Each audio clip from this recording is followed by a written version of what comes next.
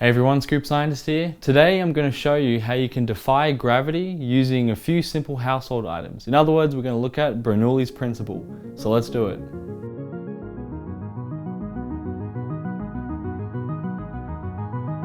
So all I have is a hairdryer and a table tennis bowl, and that's all you need to perform this trick. Let me show you how it works.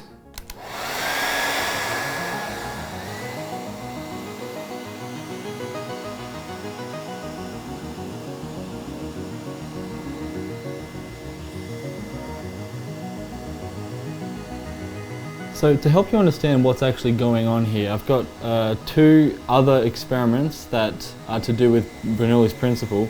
The first one involves two bottles just like this.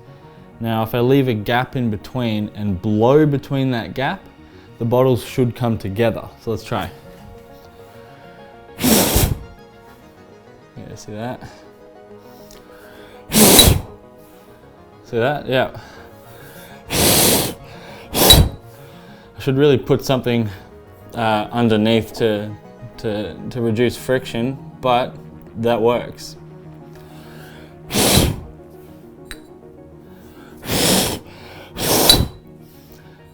Yeah, so the bottles come together. Now I've got one other thing to show you. So the other thing involves a funnel and a table tennis bowl, and that's it. So if I put the table tennis bowl inside the funnel here and tip it, well, it's gonna drop, right?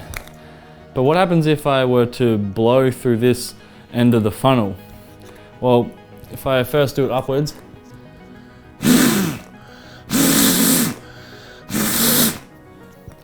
the table tennis ball stays in there. And if I do it down, it stays in as well, just until I stop blowing. So how is this actually working? What's actually going on here? So like I've said before, this is Bernoulli's principle. So with the funnel and the bowl here, I draw a funnel and a bowl. So the bowl's sitting in the funnel like that, and I'm blowing air this way. And this air comes out this way through small gaps between the bowl and the inner wall of the funnel. It does the same on this side. And so Bernoulli's principle states that an increase in the speed of a fluid occurs simultaneously with a decrease in pressure. And so the fluid in this case is the air, and it's rushing very fast, has high velocity through the small gaps between the funnel and the bowl. And so what happens in this area is a decrease in pressure.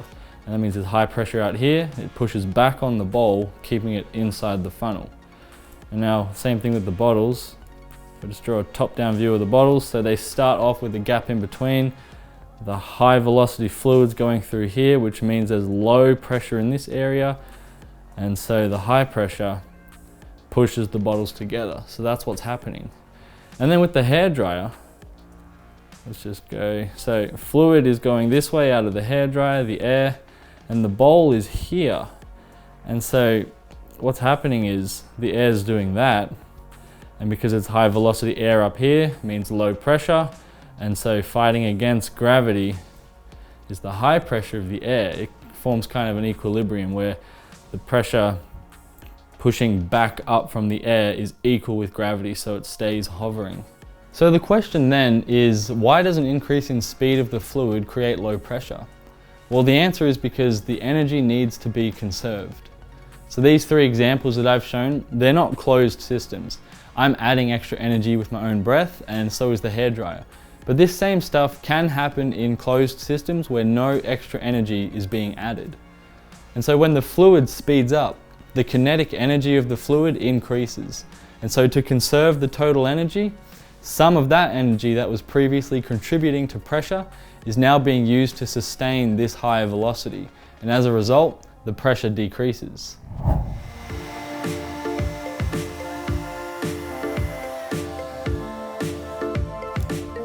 So there you have it. This is a cool little experiment that you can do. A little thing as well, this also works with a water hose, so try that out if you got a water hose to do that. But thank you for watching this video. I hope you learned something cool. You can try out these experiments yourselves, and let me know in the comments if you do so. And don't forget to give it a big thumbs up and subscribe if you want to see future videos like this.